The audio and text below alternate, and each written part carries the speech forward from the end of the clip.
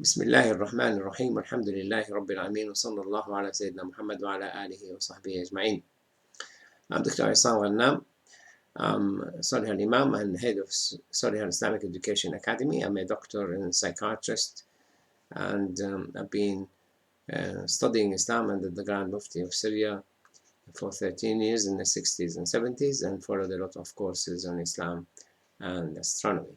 The title today is Hilal sighting versus calculation. Is there any place for calculation in Islam? As we know, Hanafi, Maliki, and Hanbali, they insist that whoever sights the moon, if it's sighted by two just witnesses, and in Hanbali case, one witness could be enough, the next day all the Muslim nations should start fasting. The only madhab who allows you to use your local sighting is madhab al-Shafi'i. So when you come to the Quran, is there anything mentioned in the Quran about calculation? Allah Azza wa Jalla said in Surah Al-Rahman, أعوذ بالله من الشيطان الرجيم الشمس والقمر بحسبان, which means the sun and the moon follow courses exactly computed. So if you have enough knowledge and you observe the movement of the moon, you will find that the moon follow a precise movement, that correction is only needed every 2,500 years, while the movement of the earth around the sun, it needs to be corrected every 4 years, and they have the leap year. You add 20 another day in February. And also Allah Azza wa Jalla expects us to use them to calculate our month. Allah Azza wa Jalla said, فَالِقُ الْإِصْبَاحِ وَجَعَلَ اللَّيْلَ سَكَنًا وَالشَّمْسَ وَالْقَمَرَ حُسْبَانًا ذَلِكَ تَقْدِيرُ الْعَزِيزِ الْعَلِيمِ. So we use the sun and the moon's movement to calculate how long the month is and when is going to be the next month. So it is important that we follow the science of calculation to know the movement of the moon and when it is due to be born. Now, when you go to the moon phases for Birmingham here, where we are now in the United Kingdom in 2021, you will find that every month the moon is born in certain time and certain day. So our moon now for this Ramadan 2021 or 1442, the moon was born at 03:30 local time, which is 02:30 Greenwich Mean Time. The month itself is 29.5-day average, but every month have different length. So here you could see in March the month is 29 days and 16 hours. So it is in April 29 days, 16 hours and 29 minutes, while it's only 29 days, 10 hours and 9 minutes in October. So you will know when the moon is born, and you will know when the next moon is born. Now, as if you look into the phases of the moon here in the end of the month of Sha'ban, the moon is crossing the sun, and on the 12th of April the moon was born. But the seeing of the moon, the sighting of the moon, is going to take place more accurately towards the North America and South America, while it might be difficult to see the moon in the Middle East.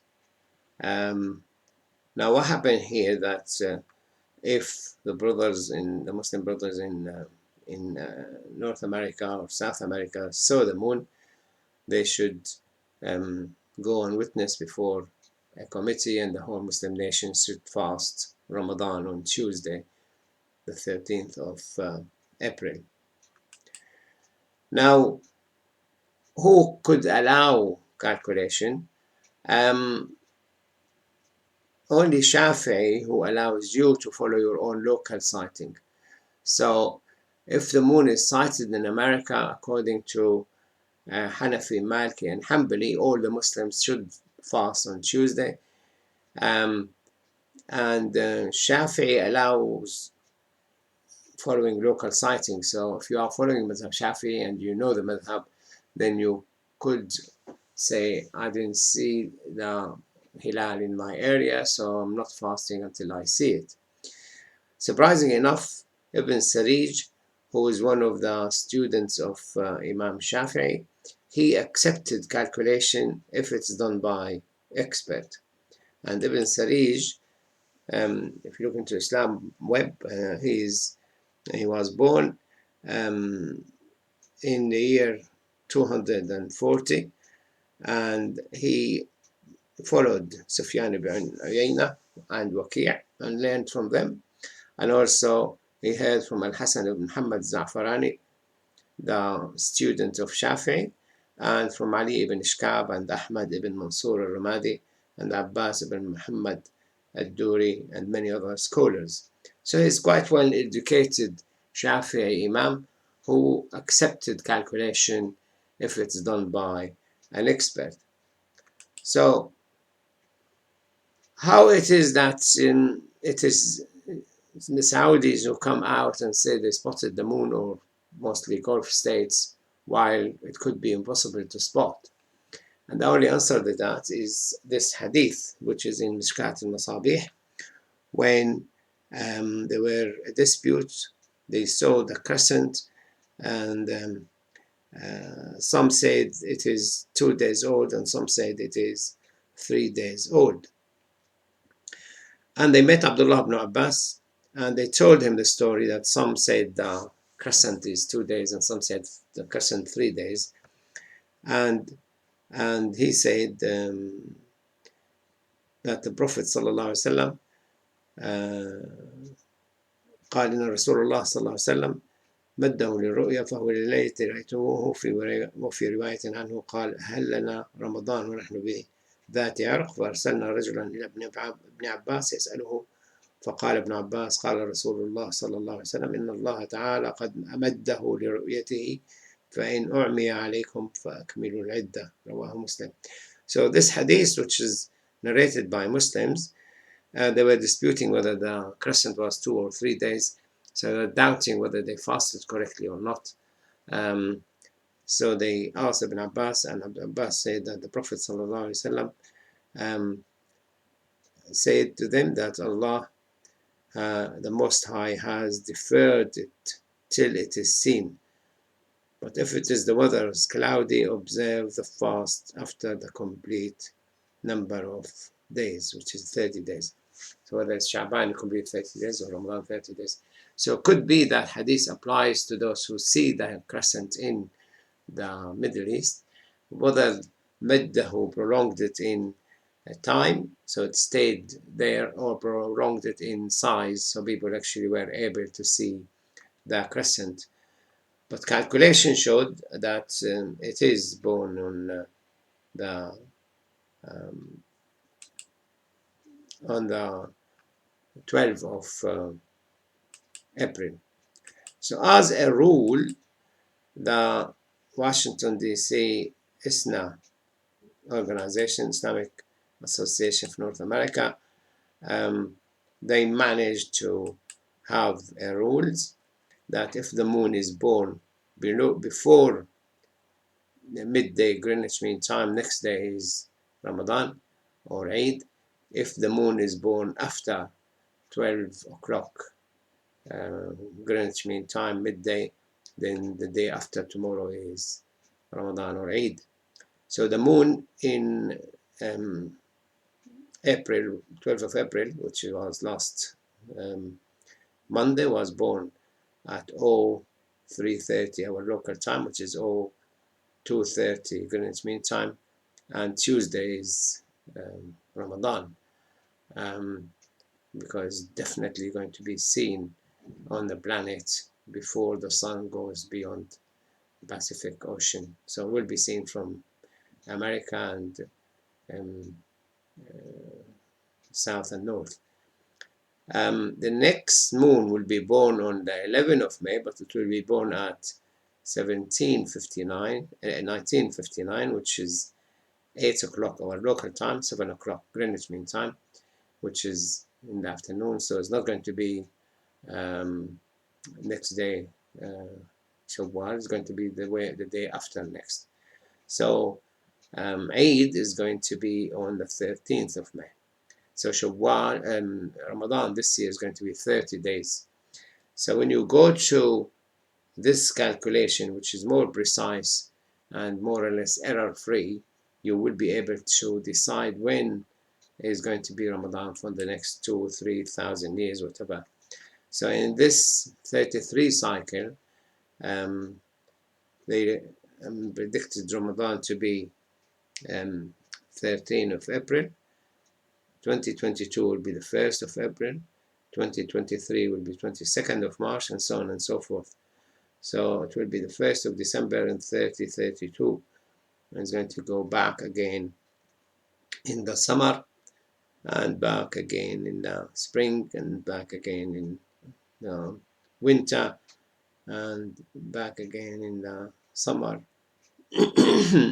spring and summer.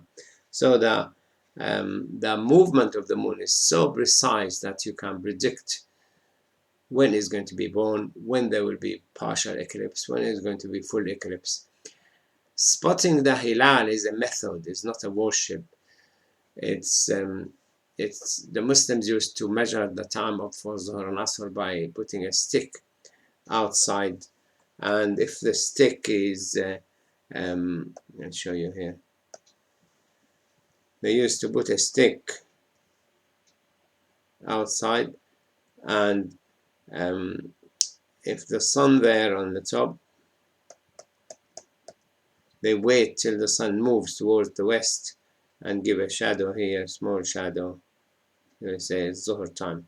When the sun moves in the afternoon and the shadow will become equal size to the object, then it is Asr time. When the sun sets behind the horizon, then it's Maghrib time. When it is dark, then it is Isha time.